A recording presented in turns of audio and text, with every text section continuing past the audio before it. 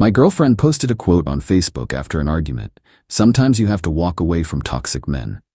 I liked the post and commented, I agree. Then I posted a photo of her suitcases on the driveway and tagged her with the caption, start walking. And then, original post, I, 29 male, need to get this off my chest because the last 48 hours have been absolutely insane. Background, my girlfriend, 27, moved into my house about 8 months ago. My house, bought and paid for 3 years before we met. She was paying $1,400 monthly for a studio apartment, complaining constantly about rent. I suggested she move in, save some money.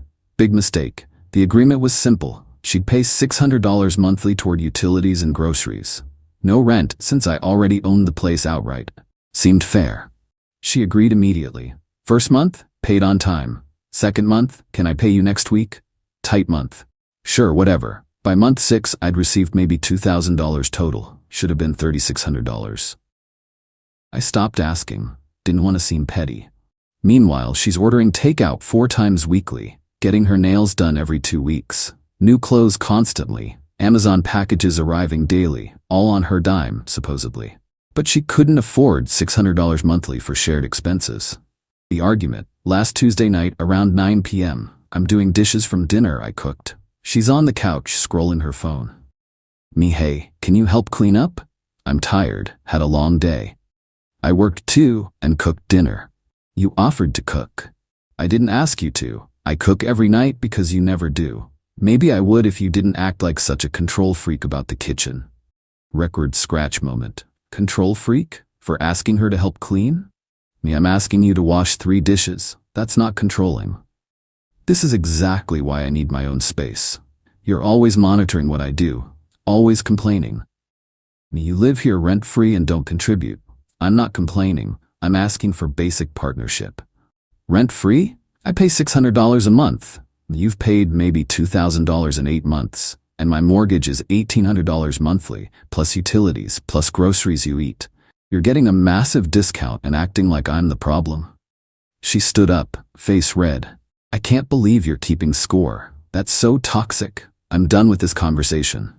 She grabbed her phone, went to the bedroom, slammed the door. I finished the dishes, went to bed around 11. She was already asleep or pretending to be. The Facebook post. Wednesday morning, I woke up around 6:30 a.m., checked my phone. Notification, girlfriend posted on Facebook. The post. Sometimes you have to walk away from toxic men who keep score of every little thing and make you feel guilty for existing. Know your worth, ladies. Don't let anyone dim your light. Posted at 11:47 p.m. Right after our argument, already had 23 likes. Comments from her friends, you deserve better. Don't let him treat you like that. Red flags everywhere. I sat there, coffee getting cold, reading the comments. She'd made me the villain in a story where I asked her to wash dishes. Then something clicked. She wanted to walk away from toxic men? Cool. I'd help. I liked her post. She probably thought it was an accident. Then I commented, I agree. Sometimes you really do need to walk away. 5 minutes later, my phone buzzed. Text from her. Did you just comment on my post? Me, yeah, you're right. People should walk away from toxic situations. That wasn't about you. Funny, posted right after our argument, but okay. You're making this a bigger deal than it is. Nope, just agreeing with your wisdom. In fact, I'm gonna help you walk away. What's that supposed to mean? I didn't respond? Got dressed, went to the garage, found her suitcases. She'd stored them there, brought them inside, started packing. The packing. She came out of the bedroom around 7:45, saw me folding her clothes into suitcases. Her, what are you doing? Me helping you walk away from this toxic situation. Are you serious right now? You posted publicly that you need to walk away. I'm assisting. Your clothes, your shoes, your bathroom stuff, all getting packed. Her, this is insane. It was just a post. Me, a post calling me toxic to all your friends. After I asked you to help with dishes. So yeah, let's solve the problem. You leave. No more toxicity. You can't just kick me out. My house, your name's not on anything. You're basically a guest who stopped paying their share months ago. I need time to find a place. You've had 8 months to pay your share. You've had years to save money, but you've got new clothes, fresh nails, constant takeout. You'll figure it out. She started crying. Where am I supposed to go? Me, not my problem. You wanted to walk away. Walk. I finished packing 3 suitcases, 2 boxes of random items, her laptop bag, carried them to the driveway, arranged them nicely, took a photo, posted on Facebook, tagged her. Caption, start walking. Posted it at 8:03 a.m. The immediate fallout, her phone started blowing up immediately. Mine too, her friends calling her. My phone ringing, her mom, her sister, even some mutual friends. Ignored all of it. Told her, you've got until 6 p.m. to get your stuff. After that, I'm donating it. Her, you can't do this. Me, watch me. 6 p.m. Get it gone. She called her mom, sobbing, screaming about how I was throwing her out on the street. Her mom apparently offered to come get her. By 10 a.m., her mom arrived, older version of my girlfriend. Same attitude. Her mom, you should be ashamed of yourself, putting her belongings outside like trash. Me, she called me toxic on Facebook. I'm solving the problem. Her mom, over dishes? You're really ending a relationship over dishes? I'm ending a relationship because she lives here rent-free, contributes nothing, complains constantly, then publicly calls me toxic for asking her to help clean. Actions have consequences. She's been helping. She cooks, she cleans. She hasn't cooked a meal in 3 months, hasn't paid her agreed contribution in 6 months. Check your facts. Her mom loaded the suitcases into her car. My girlfriend stood on the driveway crying, staring at me like I'd killed her dog. Her, I can't believe you're doing this. Me, I can't believe you posted that garbage on Facebook. We're even. They left around 11 a.m. I changed the locks by noon. Cost $180. Worth every penny. Update 1, 3 days later. The fallout has been absolutely wild. Buckle up. The social pressure. Within hours of my post, I was getting messages, not just from her friends, from my friends too. People I've known for years suddenly questioning my character. One buddy, dude, that post was harsh. You really threw her out? Me, she called me toxic publicly. I agreed and helped her leave. Him, but the Facebook post? Kind of petty. Me, her post calling me toxic wasn't petty? She didn't name you. Me, posted right after our argument. Everyone knew. Stopped defending her. Lost a few people over this. Turns out they weren't really my friends anyway. They were couple friends. People who knew us as a unit. They picked her side. Fine. The financial discovery. Thursday morning, I was cleaning out the bedroom. Found some paperwork she'd left behind. Bank statements, credit card bills. Curiosity got the better of me. She owes $8,400 on credit cards. 4 different cards. All maxed. Student loans, $31,000. She made roughly $42,000 annually at her job. After taxes, maybe $2,800 monthly take home. Rent at her old place, $1,400. She was barely surviving. That's why she jumped at moving in here. Not because she loved me, because I was a financial solution. $600 monthly to live in a whole house? She should have been saving thousands. Instead, she racked up more debt. Found something else too, a notebook. Diary-ish. Skimmed it? Yeah, invasion of privacy, don't care at this point. Entry from June, need to figure out how to stay here long-term without paying as much. Maybe suggest we get married, then it's half mine anyway. Entry from August, he's so annoying about money, acts like $600 is nothing when he owns the whole house. Need to train him to stop asking. Train me, like I'm a dog. I photographed every page, sent copies to myself, kept the original, might need it. The attempted return, Friday evening around 7 p.m. Doorbell rings, it's her, with her sister. Looked through the window, didn't open the door. Her, I know you're in there, open up. Me, no, her sister. Stop being childish, let her get the rest of her things. Me, she got everything. I packed it all. You missed stuff, I need my makeup from the bathroom. Me, already donated, told you 6 p.m. Wednesday, or it was gone. Her sister, you can't just donate someone's belongings. Sure I can, she abandoned them. Gave her a deadline, she missed it. I didn't miss it, I got everything Wednesday. Then why are you here? Silence. Her sister, she needs to talk to you, to work this out. Nothing to work out, she wanted to walk away from toxicity. She walked, we're done. You're being unreasonable. And you're trespassing. Leave or I'm calling the cops. They left, but not before her sister kicked my trash can over. Real mature. The lease situation, here's where it gets interesting. Saturday morning I got a call from a law office. Is this my name? Me? Yeah? Calling on behalf of girlfriend's name, she's seeking compensation for illegal eviction and return of her property. I laughed. Actually laughed. She was never a tenant. She was a guest. No lease. Nothing in writing. She lived there for 8 months. That establishes tenancy. She paid maybe $2,000 total in 8 months for a $600 monthly agreement. She violated our arrangement? I asked her to leave? She left. You gave her insufficient notice.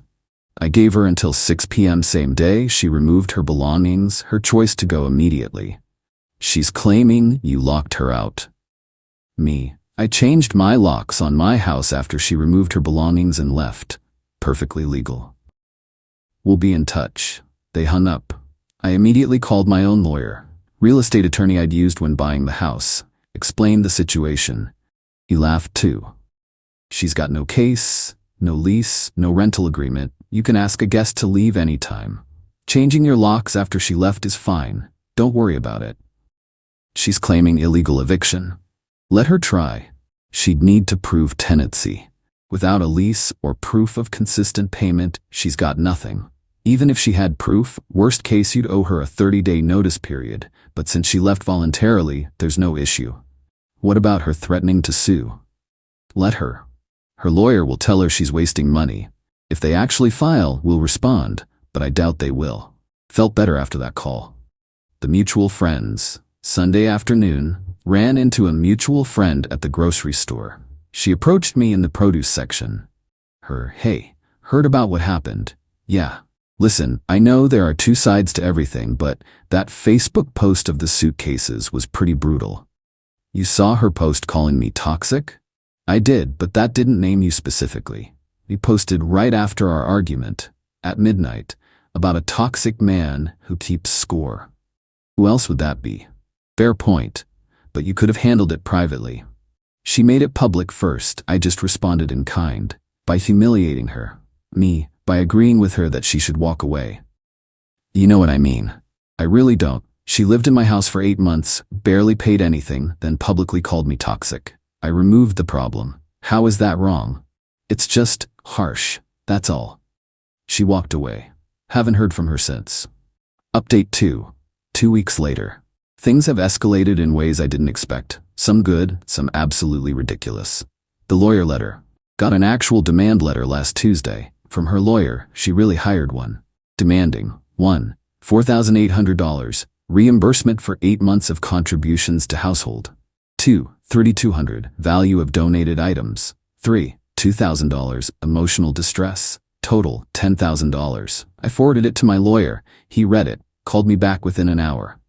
Lawyer, this is garbage. She's claiming $600 monthly payments she never made. Can you prove she didn't pay? Me. I have bank statements. She paid $2,000 total. I can show every transaction.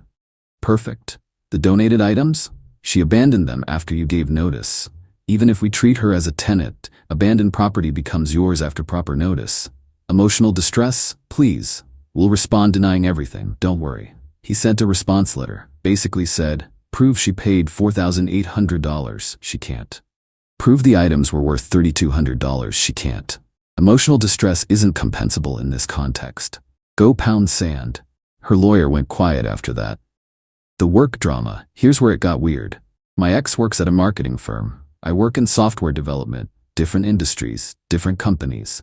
Wednesday, I got an email at work from HR. Please schedule a meeting with us regarding a personal matter.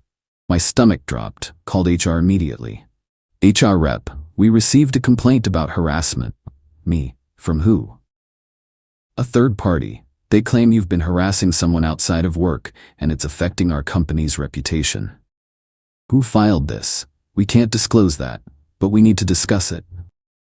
Meeting was Thursday morning.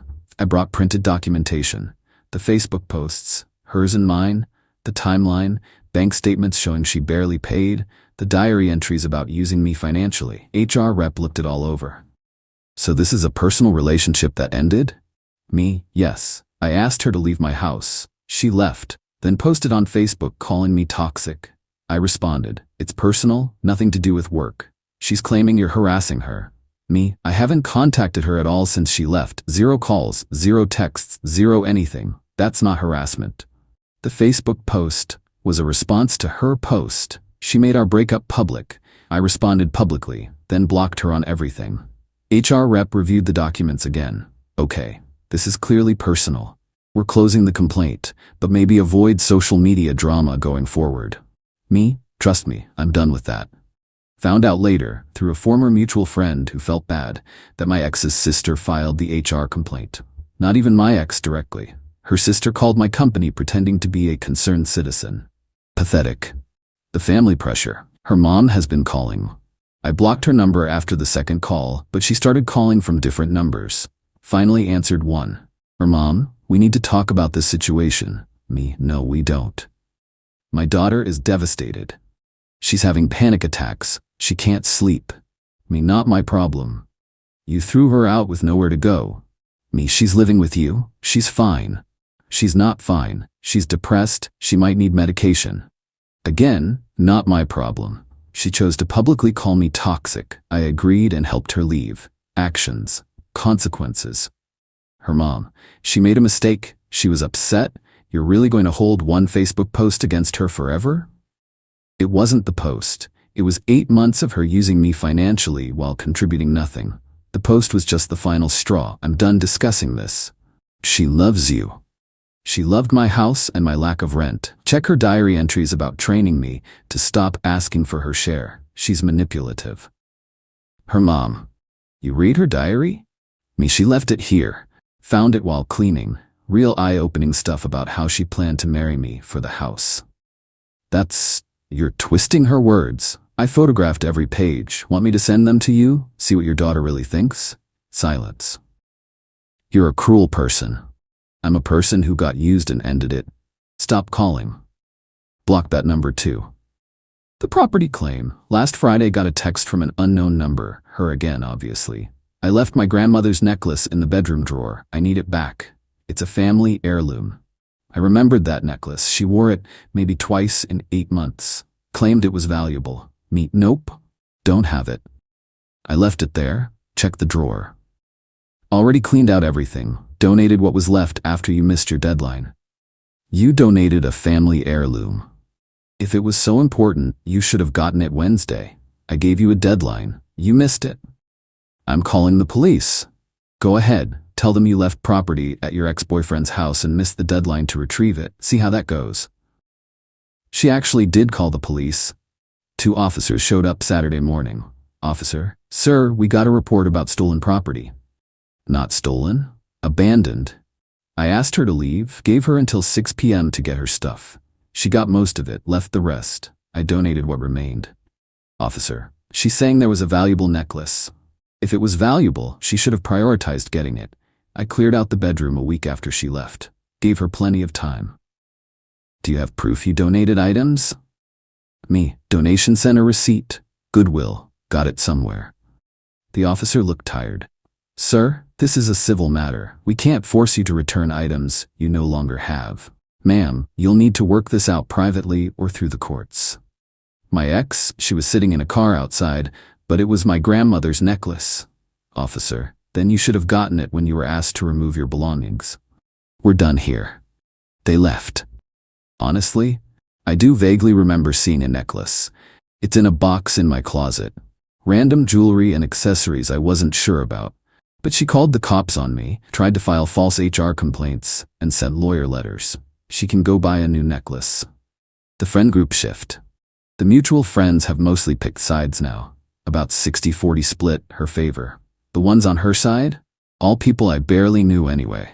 Her co-workers, her college friends, people we saw occasionally. My real friends, they're still around. Once they heard the full story, the financial stuff, the diary entries, the false HR complaint, they got it. One buddy. Dude, I thought you were just being petty about the Facebook thing, but she was actually using you? Me, completely. Had no intention of contributing fairly. Saw me as a meal ticket. That's messed up. Sorry I doubted you. It's fine. The Facebook post looked bad without context. Still a power move though. Posting the suitcases was savage. She wanted to walk away from toxicity. I helped. Lost some people, kept the real ones. Honestly worth it to see who actually cared. Final update, 5 weeks later. Time to wrap this up because honestly I'm tired of thinking about it. The legal resolution? Her lawyer sent one more letter 3 weeks ago. Reduced demand, $5,000. Final offer to settle amicably. My lawyer responded. Counteroffer, $0. Alternatively, we'll file a countersuit for unpaid rent, utilities, and groceries. Client has documentation of agreed $600 monthly contribution with proof of only $2,000 paid over 8 months. Shortfall, $2,800. Add in half of groceries and utilities over that period, client paid everything, we're looking at $4,500 owed. Client willing to forgive debt if your client drops all claims immediately. Never heard back. No lawsuit was filed. Guess her lawyer told her the truth. She'd lose and owe me money. The necklace drama. 2 weeks ago, the necklace situation came to a head. Her mom called from yet another number I hadn't blocked yet, with a new story. That necklace is worth $4,000. It's been in our family for generations. We want it back or we're taking legal action. I'd had enough. You know what? Fine, come get it. But I'm giving it directly to her, in person, with a witness present. Tomorrow at noon. My driveway. She signs a document saying she received it and we're done forever. Bring a notary. Her mom agreed. Next day, they showed up. My ex, her mom, her sister, and a notary they'd brought. I handed over the necklace. She signed the document. My lawyer had drafted it. Basically a receipt and agreement that she received all remaining property and had no further claims. As she was leaving, she turned around. You know, you didn't have to be so cruel about all of this. Me. You called me toxic on Facebook, filed false complaints with my job, sent legal threats, tried to manipulate me for 8 months. I just ended a bad situation. That's not cruel, that's self-preservation. Her, I did love you. Me, no you didn't. I read your diary. You loved my house and my money. You loved not paying rent. But me? Never. That's not fair. Life's not fair. You learned that when your financial plan walked away. They left. Haven't heard from them since. The financial aftermath, total cost of this disaster, locksmith, $180, lawyer fees, $850, time wasted, priceless. But also, money saved monthly by not supporting her, $800 plus, utilities, groceries, entertainment she never paid for. 8 months of that, $6,400 saved going forward annually. Peace of mind, can't put a price on it. So financially, I'm way ahead. The social media epilogue. The Facebook post of the suitcases has 327 likes now. More than her original Toxic Men post. The comments are split, but the majority are supportive. Sometimes people need to face consequences. That's what happens when you publicly call someone toxic. Play stupid games, win stupid prizes. Her original post is still up. She never deleted it. My comment is still there. I agree. Every time someone brings up the situation, I just share both posts. People can decide for themselves who is toxic. The personal growth. 5 weeks later, my house feels like mine again. I'm not walking on eggshells, not wondering why groceries disappear without contributions, not getting passive-aggressive comments about keeping score. I'm sleeping better, eating better, actually enjoying my home. Started dating again last week. Coffee with someone I met through friends. She has her own place, her own career, her own life. We split the check without drama. When she asked about my last relationship, I kept it simple. She wasn't ready to be an equal partner. It ended. No need to get into Facebook drama and suitcases on driveways. That's for Reddit. The reflection. People keep asking if I regret the Facebook post, the suitcases, the public call-out.